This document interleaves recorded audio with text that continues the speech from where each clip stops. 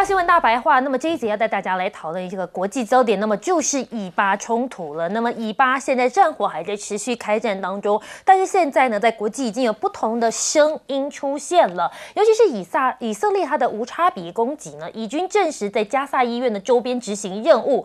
前军情局长就说了，哈马斯在每间医院的地下都有指挥据点，所以他们攻医院呢，其实是为了要歼灭哈马斯。但是加萨卫生部11月10号的最新统计，死亡人数已经来到了11078人，超过27000人受伤。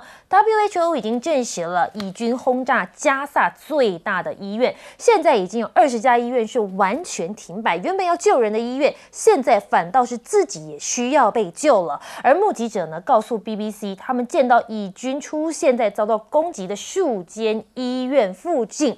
那么可以看到呢，其实很多的民众现在都人心惶惶，似乎躲医院也不安全了。那么以军就说了，如果见到哈马斯分子来自加萨医院开火，他们就会回击来杀之。所以现在呢，民众当然就很紧张了，因为他们认定哈马斯就躲在医院底下，但是平民也躲在医院里面，有些人甚至还在接受治疗。所以现在呢，以色列的火力攻击对于他们而言，真的可以说是人心惶惶。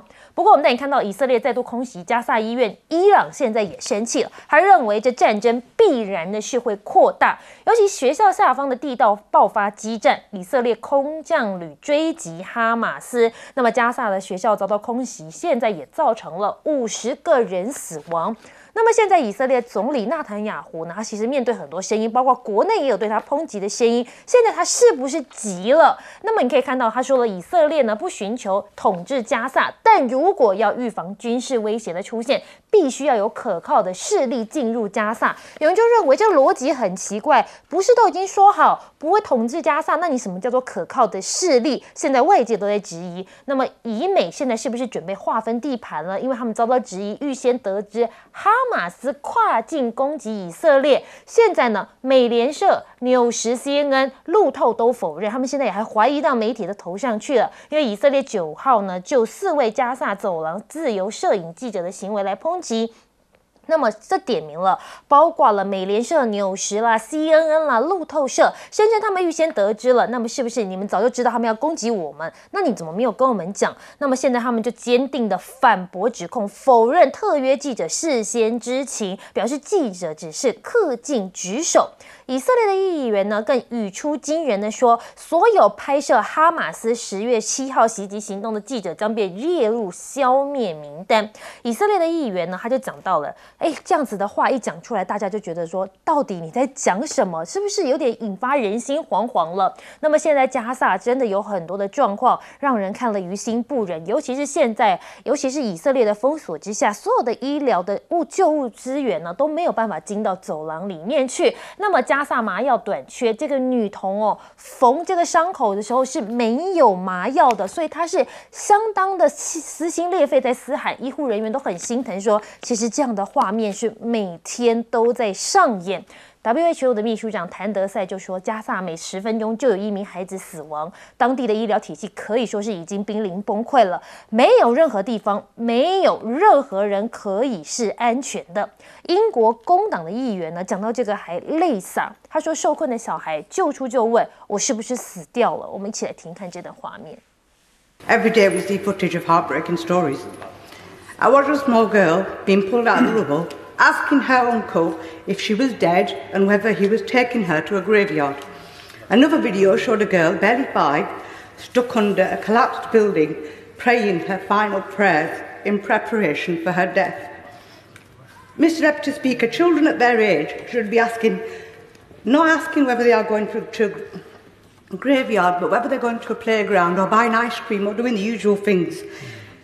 这名英国的议员非常的感叹，他说：“这个年纪的小朋友不是都应该问妈妈，我们什么时候要去游乐园？我什么时候可以吃冰淇淋？怎么现在在这边的小朋友问的是我是不是已经死了？你们是不是要带我去墓地呢？”所以他讲到之后情绪有点溃堤。但现在呢，不止很多人对以色列这样的行动有意见哦，包括在美国有人认为呢，这纽时的报道过于偏颇以色列，所以抗议者呢就跑到了纽时前面去抗议，而且呢这些抗议者呢，可以说是很多人直接举起布条，他们甚至指责拜登呢支持种族灭绝。那么我们可以看到呢，其实美国外交官私下也警告拜登政府，阿拉伯世界的反美情绪现在已经越来越多了，尤其是过去呢，美国跟以色列可以说是非常的关系紧密。那么现在国内的压力日增，布林肯也转向了，那么谴责以色列说不要再发动无情的战争。他说太多的巴勒斯坦人被杀了，以色列要减少伤害平民。但是布林肯同时也赞扬以色列每天人道停火。可是以色列的人道停火有个前提条件是，如果你没有把所有的人质都释放的话，他们是不会完全停火。我们来请教一下杨教授，您怎么看？尤其是现在以巴冲突，很多的小朋友真的都非常的无辜。我们这边提到没有错，到昨天下午为止，加萨的单位发布的就是从10月7号到昨天下午，已经超过11078人死亡，而这个里面4506人是儿童，3027是妇女，这符合战前加萨的人口的结构。那你知道昨天就前天的这个数字是多少吗？是10700多，所以一天增加了500位平民的死亡，而这500位里面有将近300位是儿童。一天，那在现在他的医院里面不是没有办法去做麻醉，因为他都是用醋来做麻醉，那个醋根本只是在消毒而已，没有办法做麻醉。然后呢，水也极度的缺乏。巴勒斯坦的红十字会的主任昨天在联合国安理会报告，他就直接讲，他说以色列军队现在根本他认为有一个就是动作是专门针对医院在做轰炸，专门针对医院。你看他连续几个医院，那医院本来就是应该伤患，而且很多受伤的人，在昨天到昨天为止有27000人受伤。而现在这个受伤的更严重因为每天你看怎么一天死500人，那前面几天这个不是已经轰炸减少吗？开始在做地面上，因为这受伤的人里面死亡的速度加快了，受伤的人死亡速度加快了，受伤的人里面缺乏医疗，然后呢开始这个疾病扩大，然后传染病开始在散开了，这都是昨天红十字会的主任在这个联合国安理会所讲的。那还有一个很有趣味的，昨天以色列方面把一直10月7号那一天造成哈马斯的这个攻击造成以色列死亡的人数往下修，本来他们一直说是1405人，但昨天呢，他把它往下修到了1200人，1200人，所以大概这个数字他在做这个整理可是呢，所谓的人道停火根本是不存在的，只不过是叫暂停，大家不要被我们这个中文所误导。停火叫 ceasefire， 它也可能暂停，它也可能是永久，但是那个就是停火，不再做攻击。可是呢，它那个暂停都只是先暂停的，不做轰炸。当俄罗斯军队在打那个马里乌波尔的时候他还设人道走廊，他还去找这个公车客车来去载那些平民离开马里乌波尔。但是呢，今天以色列完全没有。他打得顺利的时候，他说4个小时做暂停，但是完全没有做任何的真正的人道走廊的设立。现在不只是纽时连那个美国的一些财务机构、投资机构，叫布莱德最大的基金，所有人都去抗议，也不再只是少数民族、学生，连医疗人员都躺在车站上说，因为他看得受不了了。所以我觉得现在这个情况越来越严重。拜登，你要想要再忽视这个问题我觉得没有办法再被全世界所接受了。我们来请教一下厉将军，尤其是这以色列原本不是说地面战开打嘛，但是他现在空袭的军力火力也是相当的大，尤其是对医院来下手，所以让很多的国际舆论压力都已经开始涌现了。我特别要讲，其实不止这4家了，还包括我，因为我这边特别拿出证据出来，大家可以记者可以拍一下，10月7号的时候，这个加沙走廊哈马斯发动攻击，我10月8号的时候上贵节目，我就说这次发动攻击是纳坦雅胡的阴谋。我那天就讲，10月8号我就讲，那时候是这个陈彦颖主持的。他说，但是我讲这话好像媒体没什么注意。我说以色列，你看这4个记者，他们应该都有听到风声，所以跑到边界那边去看到底哈马斯要怎么打这个出击。那我想那时候我就想，以色列的这个情报组织摩萨德其实是非常厉害的一个情报组织。你虽远必诛，当初只要是不管是这个奥运会，对不对？然后杀害他们以色列运动选手的这些凶手，他全部追世界天涯海角，他追到底，他一定把你干掉。然后当初在集中营这个虐杀犹太人的这些纳粹的那些军官，他跑到别国，事隔多少年之后，他把他抓回以色列实施军法审判。你想那么强大一个情报组织，怎么可能会在小小一个加沙走廊放了4-5千枚的这种火箭炮？他会一点讯息都没有？那大家在那边猜他怎么没有？其实我跟你讲，我不相信他没有了。我觉得纳坦雅胡那时候一定多多少少有知道，他唯一一个可能误判说，没想到说那么数量那么大，造成那么大的伤亡。但是为什么纳坦雅胡知道而故意让这种事情发生呢？我觉得他就是因为那个时候纳坦雅胡面临到什么？第一个，他的司法改革失去民心嘛，那时候很多人要他下台，他就用一种方法，他就一鱼两吃。对，他第一个就是用战争来转移人民的注意力，第二个他实现他这个驱逐加沙走廊的这些巴勒斯坦人，然后消灭哈马斯，他可以利用这次机会激起全球的公愤。所以我们现在看到一个情形，我们大家讲说狗咬尾巴哈，有说一句话叫尾巴咬狗。美国就是那只狗，你知道，那以色列就是那个尾巴，你知道，你有没有觉得现在是以色列在咬美国？就是以色列要怎么做，美国必须要跟他配合。这个现在这战争打到现在这种程度，我们不管是杨教授讲或干嘛，我们都已经发现说，这已经是人道跟不人道的战争，已经不是说是双方为了政治目的啊，为了其他的这个领土纠纷啊，在那边，而是根本就是用人道跟不人道的战争，就是打赢了你就是不人道嘛。每天伤亡死亡的都是儿童、妇女、小孩，那你这种打下去，你怎么那个呢？所以我觉得纳坦雅胡这次的目的，如果说他已经知道他还让这种事情发生，就代表一件事情，纳坦雅胡就要彻底把巴勒斯坦人赶出加沙走廊。我们想问一下彬哥，那你又是怎么看呢？尤其是纳坦雅胡最近有的发言，白宫不是才说，他们不会来占领加沙走廊，这是必须确保的，但是他又说他需要有一个可靠的势力，所以大家都觉得这逻辑很怪啊。其实他就是想进去嘛，因为他现在进去，当然他的名称可能是说我是维持当地秩序和平，不管用什么名称，其实刚厉将军讲对了，以色列的最终目的就是要把这些人全部赶走，他就是希望把加沙走廊直接就变成以色列的国土，他的目的就是要这样子。那可是现在他就是正在执行他的政治目的，所以就进行他的军事侵略。那但是问题是，我觉得纳坦雅胡现在到了这个节骨眼，想把责任甩给记者实在是太好笑。我觉得纳坦雅胡，你们知不知道你们这种指控代表什么意思？你知道？代表以色列政府，有至少4个记者知道这件事情，就整个以色列政府不知道，那表示以色列政府全部是一群蠢材嘛？不就是这样子？你记者，不止一家，4家记者会知道，就你整个以色列政府不知道，你摩萨德不知道，那你们是干什么吃的？对，所以这不是很好笑吗？然后这个议员还居然说要去歼灭他，你要不要？大家不要以为这是开玩笑，这是非常严重的恐吓。对，因为以色列真的干过这种事啊，天涯海角去追杀人啊。对，以色列摩萨德就是专门干这件事啊，虽远必诛。你不知道吗？他真的是这样做，所以我觉得这4家报纸其实已经可以直接去控告以色列。你这恐吓，对啊，你就是恐吓啊，摆明恐吓，这是死亡威胁，这非常明确。而且更不要讲，纽时还因为纽时的言论一直在偏袒以色列，所以被那民众冲进去了。对，结果你现在指控纽时事先知情，你们到底在演哪一出啊？我真的觉得够了。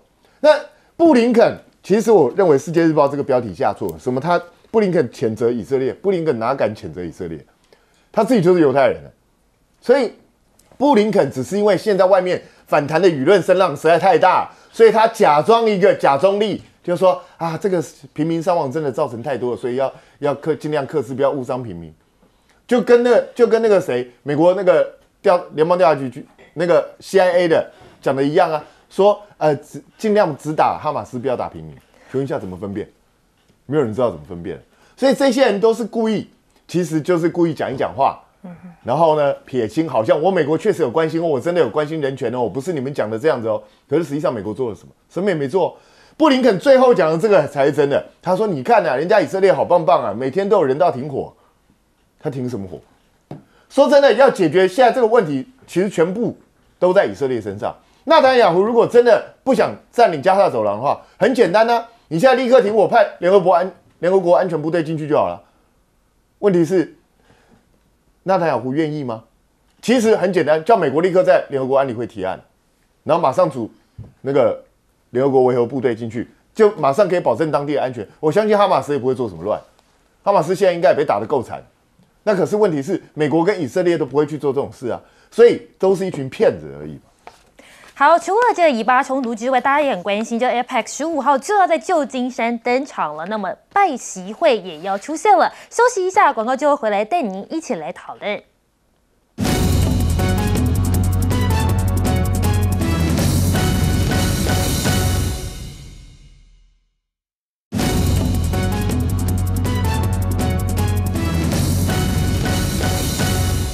欢迎回到新闻大白话。那么要带您探讨的是国际局势。那么15号 APEC 的峰会就要在美国旧金山登场了，但是外界更期待的是美国总统拜登跟这个中国国家主席习近平的习拜会，是不是有可能让中美关系回温了呢？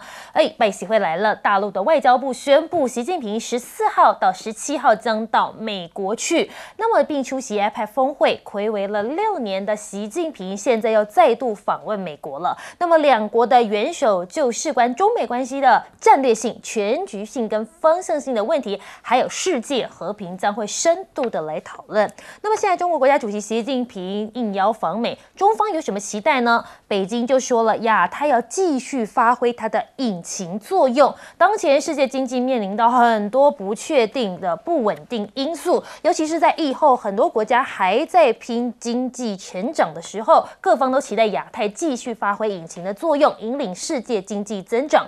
白宫也证实了，拜习会将在这旧金山登场。美方的目标就是管理竞争，防止冲突，确保沟通的管道畅通。我们都知道前一阵子中美闹得有点僵，那么这一回中美有没有可能回温呢？白宫也证实，拜习会即将要来见面了，希望两国的紧张局势可以不要再那么剑拔弩张。那么美国官员就说，一切都在谈判桌上了。美军的参谋长联席会议主席致信给北京说，愿进行双边会晤。布朗就说了，对于美中两国军方联系的改善很乐观，已经向北京寄出了一封介绍信函，对于双边的会晤持开放的态度。就连希拉蕊也说了，这拜习会将打开美中新局面。那么是不是大家都在一片看好的时候呢？现在美国的态度其实是有一点双面的呢。为拜习会暖身，那么叶伦跟何立峰在旧金山会谈，美国媒体就指出两个人是热情又温和。那么叶伦直接讲了，美国无意跟中国脱钩，那么但是美国对中国某些阻止美企进行公平公正的竞争做法有所关切的时候，也会直话直说。只是呢，叶伦结束跟何立峰会谈的时候，就说明年访中，还警告中国不要援助俄罗斯。他说不允许中国企业提供俄罗斯攻打乌克兰的相关援助。那么美国现在坐下马威了，但是大陆有在怕吗？没有啊，之前不是一直被这个经济制裁吗？但是现在华为带飞国内晶片，一哥业绩曝光了，不能放弃中国市场。英伟达在量身打造3款 AI 的新晶片，还要跟辉达沟通年底是不是要量产，同时 Intel 也推出了这一个改良的版本。那么我们可以看到呢，大陆大买晶片制造的设备，东京威力科创也调升了全年的展望。那么现在中国当然是大砸钱来采购了这些设备，带旺了东京威力科创上季的业绩。这个公司呢也上调了全年的获利跟营收目标。那么中芯就说了，中美冲突导致全球晶片产能严重过剩，原本期望智慧型手机市场复苏还要再等1年。另外呢，这个地缘政治紧张的局势也造成全球晶片的产能现在可以说是严重过剩了。那么中芯联席 CEO 就讲到了，从全球的角度来看呢，产能可能会过剩，但是消化这几年新建产能所需要的，可能还需要很长一段时间。但拜登现在要来力拼2024连任，是不是危机四伏？尤其是过去他不是一直有摔倒的画面都被调侃吗？不过在他演讲的时候，有人跌倒了，拜登怎么说呢？一起来听看拜登怎么讲。You okay? I want the press to know that wasn't me.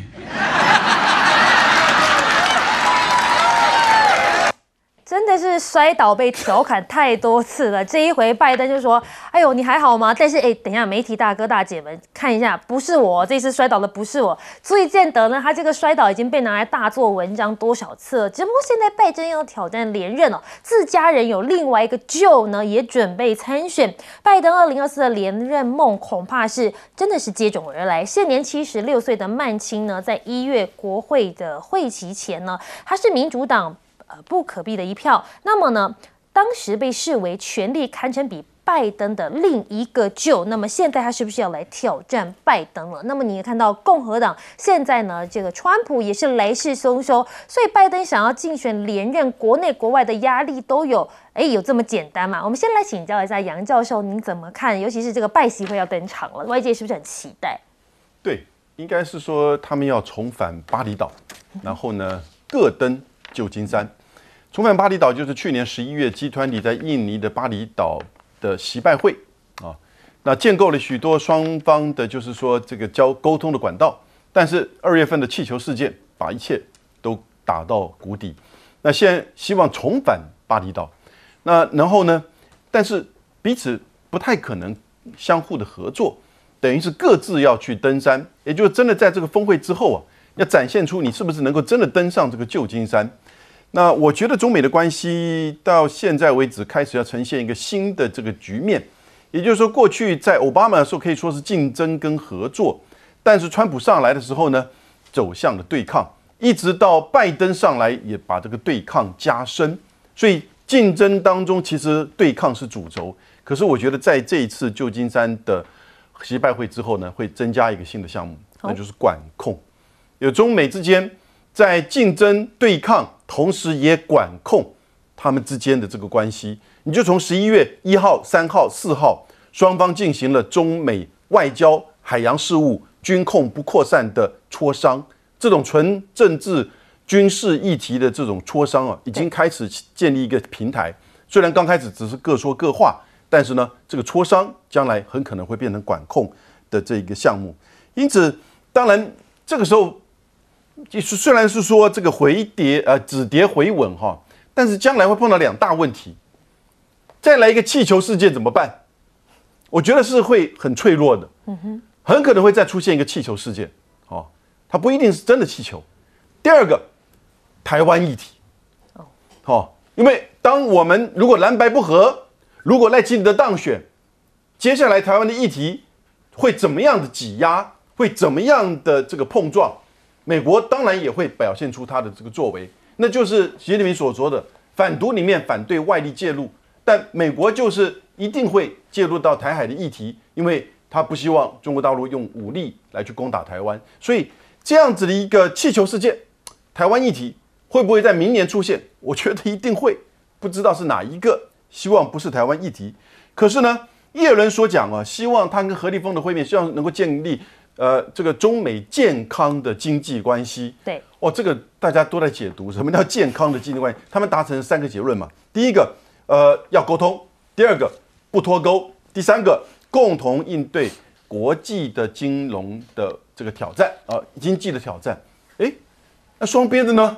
双边的关税到现在为止，美国还是抽你20%的关税嘛？对。然后呢，科技战呢，这个管制小院高墙呢，通通没有在这个里面去谈。为什么？因为它跟国家安全有关系所以实际上中国大陆也了解，你还是在压制我，你还是在对抗我，对不对？只不过是我现在寻求一个稳定的中美关系，那你也在就是乌克兰加沙战争情况之下，你要稳定中美关系，你要准备一心一意去选举，没有关系，我们就各自做各的。但是呢，我们接下来好好的管控。不过我不太看好明年了，新的气球事件以及台湾的议题又会改变中美之间的管控。我们来问一下韩明哥，你又是怎么看了？刚刚韩明哥看到那个画面也是蛮大声的，这个拜登已经摔倒，然后赶快先解释说不是我摔倒，您怎么看？这个一种美式幽默但他能够表现这些幽默，表示他最近状况还不错。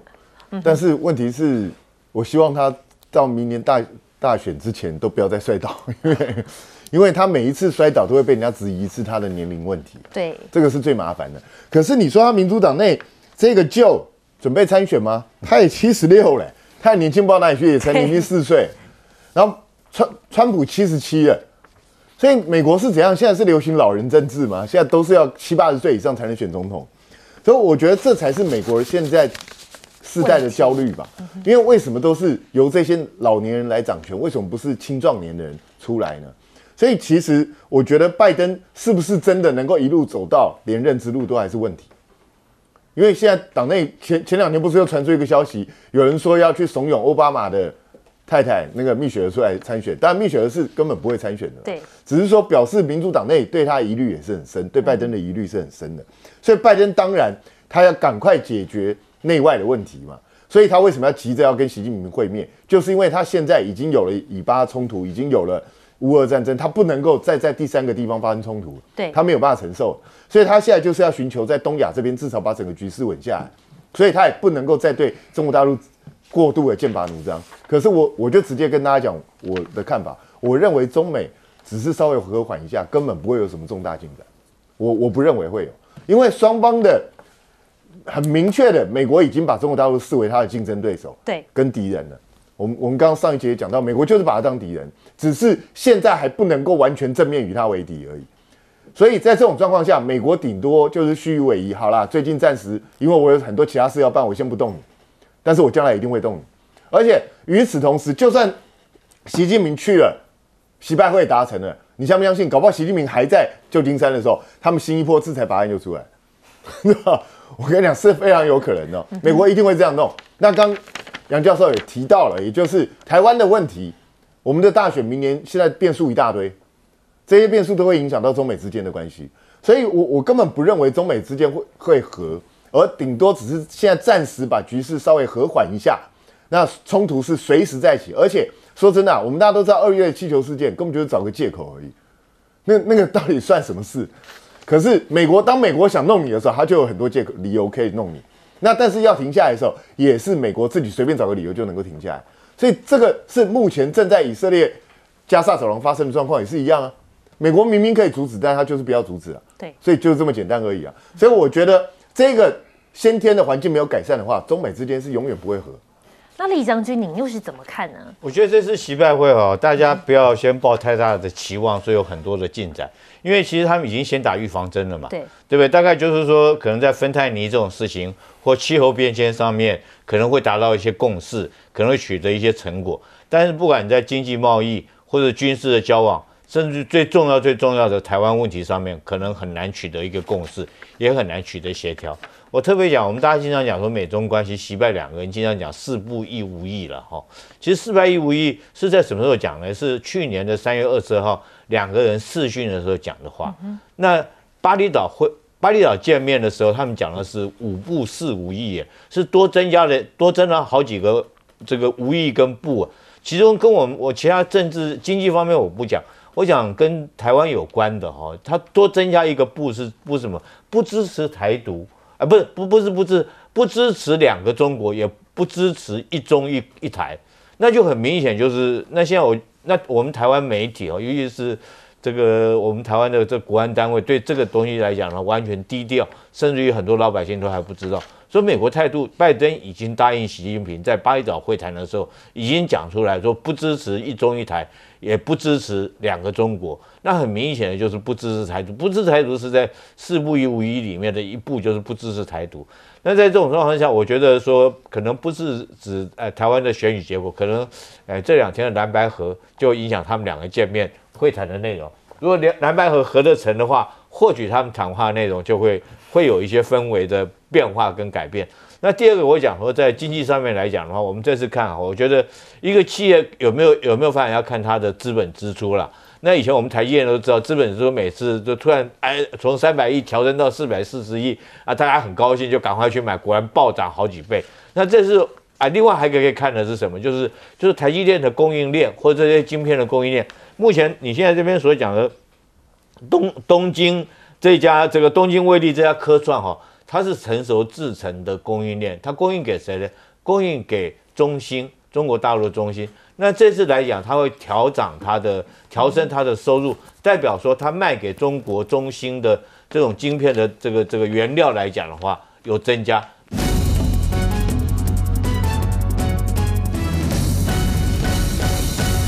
就就是因为现在这个医院已经沦为箭靶了。这个直击瞬间呢，也曝光给大家看到，这个是医护呢躲救护车以及尖叫，非常多间医院呢都已经沦为箭靶，遭到了以色列的疯狂滥炸。传出呢，就是位在北部的儿童医院呢，被以色列的坦克来进一步包围，那民众想要逃，但是呢又被枪声给逼退。这个呢是境内最大的西法医院直击这个飞弹落下的瞬间。那么记者有没有看到他在连线的时候，哇，这个背后呢医院就被轰炸了，这个画面真的是非常非常的恐怖。那么另外呢，除了记者连线这个画面呢直击以外呢，还有加萨的儿童没有麻醉的状况之下，大家都知道，如果你受伤要麻醉要缝啊或怎么样的话，会很痛嘛。那如果一定就得要麻醉，但是如果没有麻醉的时候，哇，真的是那个小女童真的是爆哭哦，喊着说要找妈妈，这个画面真的是让人家非常的心疼。就是因为现在医院缺乏相关的一些麻醉的药物以及等等等的，也让她哭得非常非常的凄厉。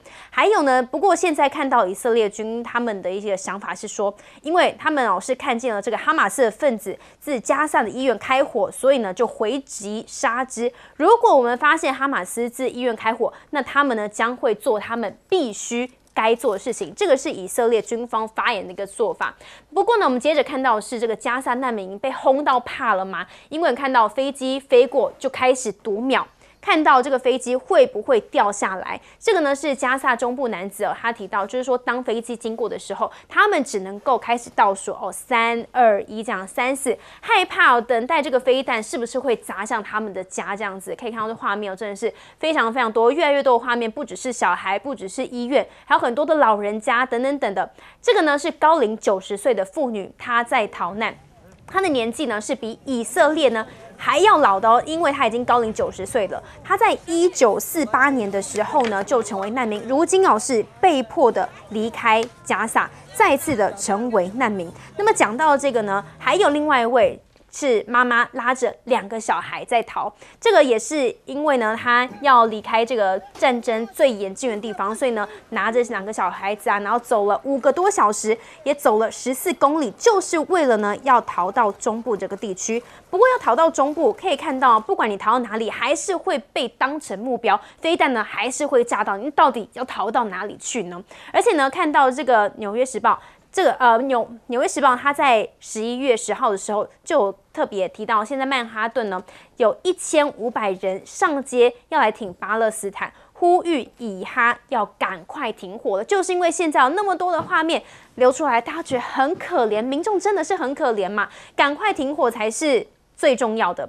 尤其呢是从上个礼拜5开始，其实就有非常非常多人，数千人走上街头游行，甚至说抗议，闯入纽约时报这个大楼抗议，还瘫痪了中央车站。他们就痛批纽时非常的偏颇以色列，形同是屠杀加萨平民的一起的这个战犯。另外呢，看到以色列自己本身有以色列的老师，他只是在自己的 IG 上，不是 IG， 脸书上面发文，表达说很同情加萨的难民呢遇到这些样的状况，结果呢就遭到了警方攻击，并且逮捕。可以看到，哇，又推又拉的，他呢是完全没有办法抵抗，就这样子被拉走。他只是在他的脸书上发文结果呢就这样子被对待。那他文中里完全呢是没有谴责以色列，他只是陈述说他觉得加萨的一些人民很可怜，不只是以色列内部，不只是美国，可以看到很多地方，不管是内外都压力剧增，就是呢要转向谴责以色列。在这个压力之下呢，布林肯也开始在转向了美国这边他就开始谴责说，你们以色列是发动无情战争。这个事情其实呢，转弯也突然间转很大，因为大家知道美国之前是一直不停在挺以色列嘛，结果现在呢，看到了 CNN 的报道，布林肯就对以哈战争发言，明显这个语气是有转变的，他就谴责以色列对哈马斯发动这个无情的战争，已经让太多的巴勒斯坦人死亡了。这个语气转变的原因是什么呢？是不是就是因为刚刚提到了，不管是内外，这个反弹的声量已经越来越大，越来越明显了。尤其呢，现在呢，华府瞎挺以色列，中东是有助使呢电报就示警了。他们说，你们这样一直不停的盲目挺以色列的话，将使美国失去一整个世代的阿拉伯人。这个收件者呢，包含了白宫的国安会啊、CIA、FBI 等等等的。另外呢，还包括了看到美国国际开发署是有超过1000名的官员发联署信来呼吁加萨要来停火。他们这个信中就提到，他们认为呢，只有美国呼吁加萨立即停火，才能够避免进一步的灾难性的伤亡。另外，看到这个拜登的部分，其实拜登呢，他是针对以色列的支持，很有可能会影响到他的连任前景。这个是《环球邮报》特别点出来了，不仅是内外、欧洲、中东等等各方的压力。直接影响到最害怕的就是选票的问题了。美国选举很快也要到了嘛，那现在呢，拜登的立场跟民主党明年需要赢得的年轻选民不一致啊。不一致的状况之下呢，如果呢不想要票数掉下来的话，那是不是就要开始在立场上有所转换呢？先问一下帅浩明、华根哥，你怎么看呢？先讲这个选举好了，共和党跟民主党的竞争呢，就是看到5个摇摆州。现在这个上一次是拜登险赢，这一次呢5个摇摆州已经不支持拜登。为什么？凡是你是个人，有人性，你看到那些儿童被屠杀、妇孺被屠杀，你会不产生同情心吗？当年哈马斯攻击的时候，大家都认为哈马斯不对，但是看以色列的反击，那就超过人性的忍受的限度了。在这么多年的战争，日内瓦公约里面还是有规定的，你不能炸医院，你不能炸难民营，你不能炸教堂，对不对？虽然我知道哈马斯有利用这些东西，但是你也想想，一个难民营几千人、几万人，你为了一个恐怖分子，你就整个炸掉吗？说不过去啊。这就代表你根本作战的目标不是说在打击哈马斯，你是在屠杀巴勒斯坦的这个人民，而且他的打法也是这样子，动员了几十万人，他并不攻入城市里面哦。他是包围，用火炮、用飞弹把大楼炸垮，用工兵推土机把所有哈马斯能够递到出口全部毒死。那你既然要清空北沙的这个人民的话，那你就应该跟俄乌战争，至少俄罗斯还提供巴士、提供药品、提供饮水，让难民走啊。人道走廊一开好几天呢，4个小时能走什么？我是一个陆军。我行军的速度1个小时只能走4公里，老弱妇孺4个小时走不到10公里啊！夫家带眷，系的行李带着幼儿，带着老太太，怎么走啊？所以你根本就是在屠杀嘛，对不对？你4小时开放，4小时内还去攻击难民的这个路径，给不给水？给车？你根本就不是希望他的就死在这里嘛！他就是用极端的恐怖就。我跟你讲，战争啊，以色列也有人反对啊，有人性的会反对。什么人不反对呢？激进派。你看那个当年德国的纳粹，他的党军就是这样子啊。你打死一个德国人，他就枪毙10个人质。那今天以色列超越啊，你哈马斯打死你这个，他打人家上万人了，你这种报复已经超过大家的定义嘛，而且还多阴毒啊。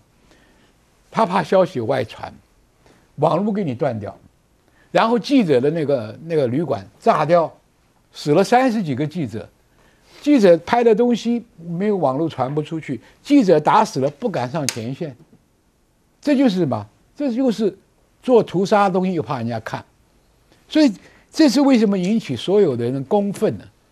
美国懂阿拉伯外交都知道，你会失掉这一代的阿拉伯人对你的这个认同啊，所以这个在外交作战上，美国是彻底失败的。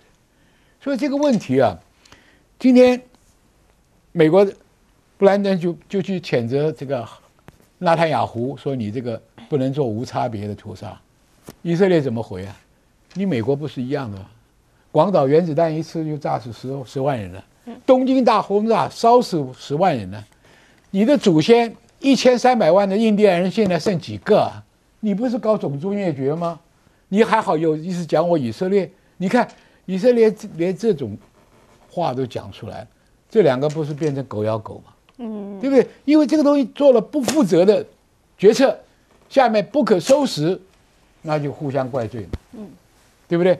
所以这个东西啊，引起全世界的公愤了。只要你是个人，你就不会做事这种残暴的行为。所以这公愤真的是已经到了难以抵挡的地步。所以美国也是不是在这个时候开始转变他们的态度呢？想问一下教授。转变态度我觉得很难因为我们先看有慢慢，因为有说无情战争那样太多死亡那样，他们方方面面都被犹太人控制你要让这个从这美国白宫到他的媒体要转变态度，我觉得很难。为什么？我跟大家解释一下，拜登旁边被犹太人团团包围，你们知道吗？耶伦从他太太吉尔拜登犹太人，布林肯犹太人，耶伦犹太人，刚退休的温蒂舍曼犹太人，更不用讲他的国安顾问那些一堆犹太人。好，那媒体的主流媒体都是犹太人控制这一次我们讲的曼哈顿1500人上街要抗议《纽约时报》不公平为什么？美国3大报《华盛顿邮报》、《纽约时报》跟《华尔街日报》犹太人控制，还有呢，他们控制什么？《新闻周刊》还控制《时代周刊》，犹太人控制，还有好莱坞对啊，ABC、CBS、CNN 的老板都是犹太人，更不用讲了，在纽约大学、哥伦比亚大学犹太人盖的所以他们是方方面面全部都是犹太人在控制。我再讲一个好了，我在念博士班的时候，我的博士班老板他们是一群犹太裔，在美国长大的犹太裔。为什么？他们很重视以色列在那边打仗，所以美国有一群叫做社会科学的量化人士，他们都特别喜欢研究战争冲突，然后用量化模型。他们成立一个叫 Peace and Science Society 叫和平科学研究院，里面全部都是美籍犹太人。为什么？现在每个犹太人他们聪明努力，让在美国的各行业都掌握非常大的声势，所以这就是为什么拜登想要改变他的论调非常难。好，那我们看看这一次拜登在整个犹太人这个以哈战争他的表态是什么？我们看联合国 ，suppose 联合国是一个我们创造和平安全的一个大的一个集会，对不对？问题是10月18号联合国安理会提出一个暂缓这个以哈战争。人道的以人道援助的方式来解决的一个议案，15个安理会里面有12国投下赞成票，像法国投赞成票，但是英国跟俄罗斯弃权，有1票反对，那是美国用他的 veto power 就1票反对你联合国安理会的提案，那他们就转到了联合国的大会里面，联合国大会也提出同样的敦促以哈停火人道协议案，120票赞成，45票弃权，有14票反对，反对的是谁？美国人跟以色列人反对停火继续打。那美国当然是控制底下他的小老弟，包括什么巴拉圭、瓜地马拉、马绍尔群岛，这些都是我们的友邦我知道我们友邦还蛮稳的这些人都听美国人的话，投反对票，这什么意思？我们反对以色列跟哈马斯停火，为什么？他们的理由是，因为你停火是造成以色列人不安全你们在议案里面没有写说敦促联合国保护以色列或者保护以色列的人民，没有他们就用这个来反对他们。所以这整个非常吊诡的就是，当别人在打仗的时候，有几个国家很希望他继续打，这点是我们在台湾的人民我们要继续看，就是战争是无情的，说明研究战争发生的原因是非常重要的。我以为你刚刚有提到这个以哈战争的这个部分，那你现在看到这么多画面，是不是更有感这样？刚才吴教授讲得很清楚了美国的政府部门。还有他的媒体，还有金融都大部分都掌握在犹太人的手里现在网络上在讲嘛，这个犹太人要拿回3000年的土地。我跟各位报告，2次世界大战打完，现在以色列的土地1945年的时候，那以色列犹太人占多少？不到10%。现在犹太人把他通通把这个巴勒斯坦人把他赶到别的地方去主要是这个西岸那一带，还有这个加沙这一带。3000年前从巴比伦帝国以后，以色列有没有国家在那边？我们都看得很清楚对不对？结果你现在要说3000年是他的，所以你要离开，那就好像俄罗斯跟他30年前。他把那个乌东的部分，还尤其是那个大岛这个叫克里米亚岛，克里米亚，他是送给了乌克兰的，他现在要拿回来，美国人说不可以，你是在侵略。那如果我们在讲网络上谈的另外一个问题很好，如果说这个我们这个红番他说300年前美国是我的，我现在要你们美国人统统走，可以不可以啊？这个逻辑是不通啊，你知道吗？我是觉得美国跟英国哈，你要让那个地方要和平，你要拿出方法来，你要想考虑站在巴勒斯坦人那些人要怎么活下去嘛？你先讲他要怎么巴勒斯坦大部分都是难民呢。你看这次即使他们以色列要求他们要到加沙的南边，离开的是什么人？各位看，老人、小孩、妇女，年轻人有没有走开？很少。你刚刚我看到画面上看得很清楚，年轻人留下来干嘛？要跟你打仗啊！这个仇会越结越深。当哈马斯进攻到以色列的时候啊，你看穆斯林的国家啊，你看包括这个大概只有几个国家是坚定在挺那个巴勒斯坦，是叙利亚啊，这个还有黎巴嫩的真主党啊，还有伊朗，其他周边的其他国家是在观望的哦。现在整个穆斯林国家是团结起来，准备要跟以色列长期来做对抗啊。这个会让我想到22年前的911，这个世界如果再搞下去，911会不会再变成另外一个血腥的事件发生在美国，都很有可能，因为以色列这次打得太狠了。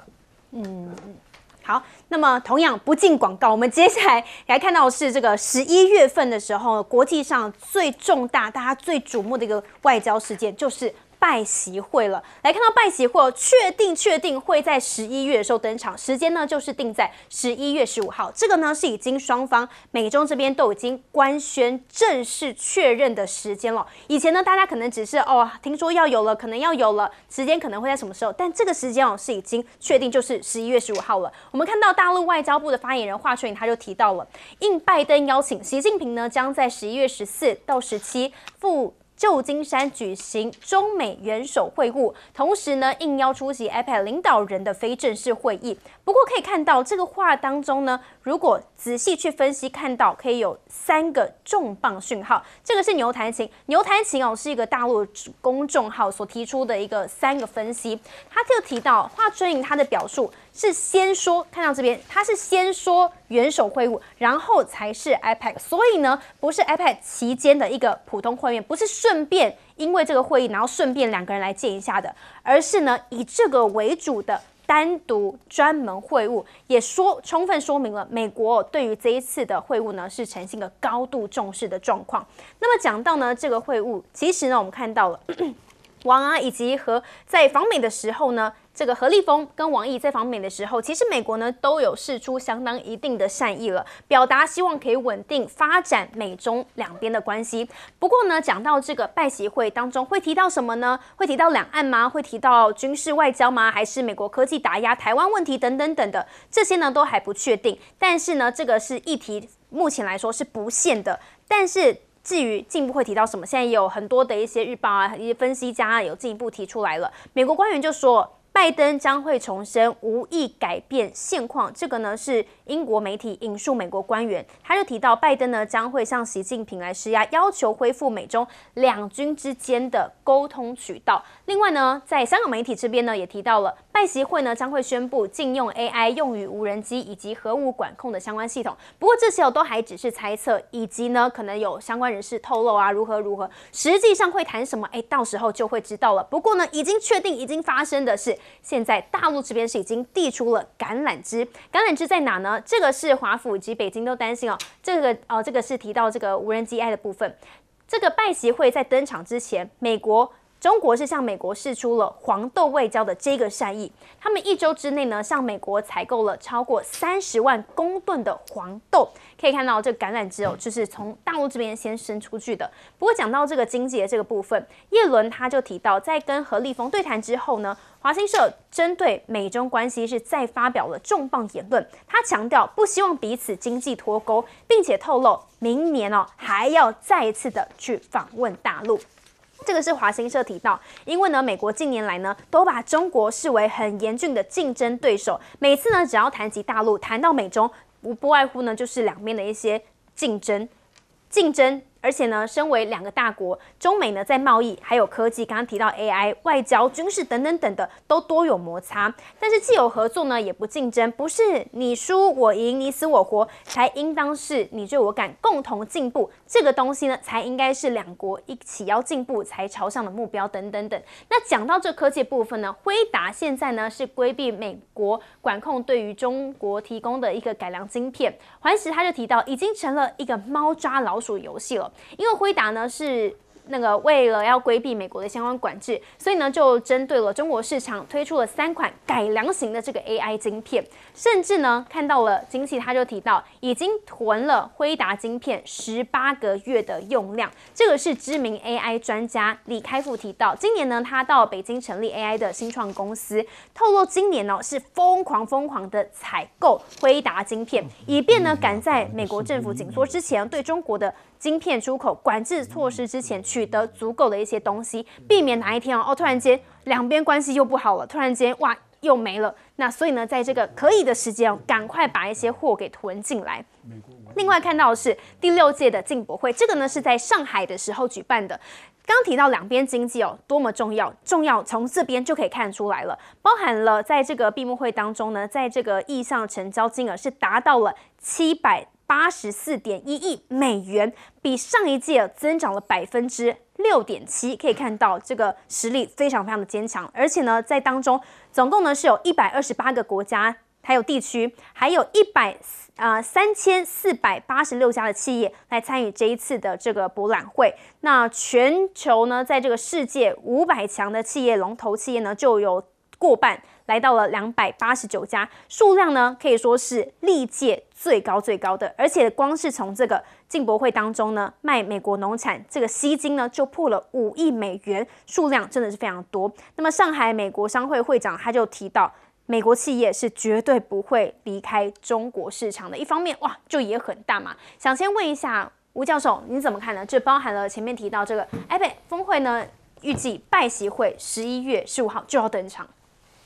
这个其实美中现在我们过去就看这个风风雨雨啊，竞争，感觉2强竞争很严重。但是其实我们一直在讲，竞争中也有合作，这叫斗而不破，这是美中的一个常态。所以很多观众朋友，我们常听到说，美中打你死我活，其实不是这样子。他们现在进入到一个我们讲的，不是完全合作，但是要探讨如何维持稳定，包括在晶片贸易跟一些区域安全的东西。我们来看从早些年前几个月布林肯访华，然后耶伦、雷蒙多他从外交、债务到商业开始在铺陈，现在市场2个最主要领导人要真正面对面，就我刚才提到那些问题包括他们拜登也常讲的叫 common sense guardrail 常共识性护栏红线部分他们应该会有讨论，因为有一个美国高级官员提出了。所以共识性护栏的安全部分就是南海跟台海，他们会有一定的互相讨论。当然还有一个就是在经贸安全上面美中不会脱钩，因为他们也知道现在他们的没办法也没办法脱钩那没办法脱钩之下，该怎么样去探讨一个2强都可以互利的方式，包括在关税部分、债务部分。甚至我们讲接下来在晶片部分，因为其实美国出招要压制中国晶片发展是很明确的。但是我们看到，不管是华为这个 Mate Pro 60展现出它可以突破美国晶片的封锁之外，他们现在像李开复讲的，它可以在这边买到大量的囤积晶片，并且呢，这个 NVIDIA 也是设计一个新款的晶片，要规避拜登之前的禁令。拜登之前的禁令是什么？他除了禁什么？禁这些像 Intel 或 NVIDIA 销售高阶晶片之外，它也要禁 AI 的技术，这是它过去这个禁令发布的时候。那 NVIDIA 为了还是要维持它利润，它中国利润，所以它就设计一个新的晶片来规避这个限制。那未来呢？其实我们可以看未来美中在我还是要鼓励各位观众朋友密切注意拜习会的一些亮点，特别是其实在上个礼拜，那个加州州长 Gavin Newsom 去了苏州。还去了盐城，那个是一个很3线4线的城市。他去看什么？去看这个永续，去看一些干净能源，去看一些我们讲对，看一些那种sustainable 的发展的东西那代表说，美中其实在某些地方，他们开始探讨合作，包括气候变迁跟环境能源部分。这也是拜登接下来选举2024年，他要反过来跟民主党的这些支持他的这个战友说，嘿，我在永续、干净能源、气候上面，我有做出一些成就。这时间真的很快就要到，现在已经11月11了，15号的时候就要登场了。那针对拜习会还有哪些重点呢？先进段广告，马上回来。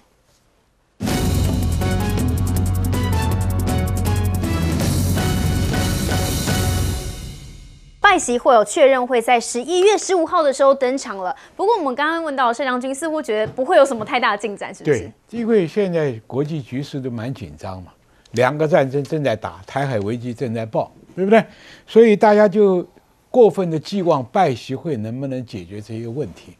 我跟各位观众报告，拜习会解决不了俄乌，也解决不了以巴，也解决不了台湾，因为这些都是红线的问题。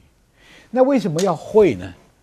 那我刚刚已经在第一段的时候就讲过，美国的4大战场里面，他最怕的就是军事冲突嘛。所以他希望在这个拜习会，美国最希望的就是说能够达到军事互动的管控，这是他。那美国也没有决心要跟中国打仗，中国也没有决心要打仗，因为都没准备好。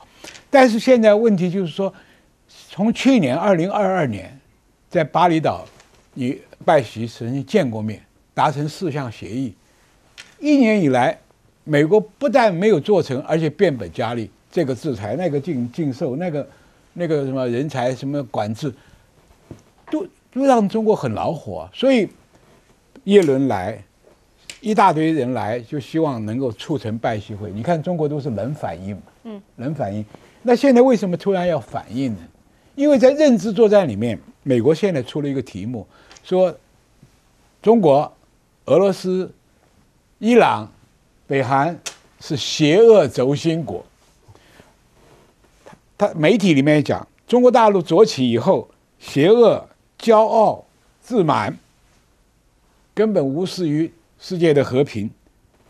这些帽子都扣在中国大陆。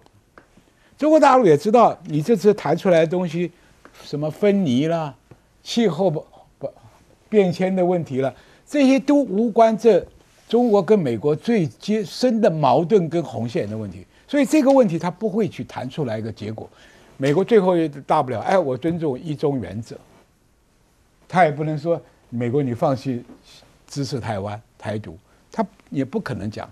那美国也不可能送太多的大礼，什么关税协定啊、免税了，因为你拜登还要面对共和党啊。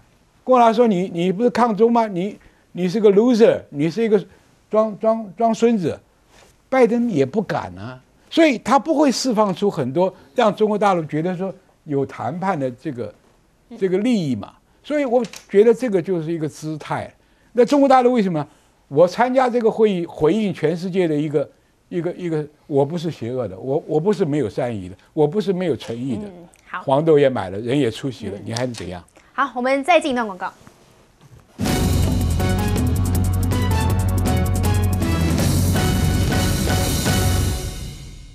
好，费委员也觉得拜习会不会有结果，不会有什么好的太突出的结果哈。因为这两个国家，我刚才前面有讲的，两个国家的 GDP 越来越靠近，他们两个国家都在抢世界的老大。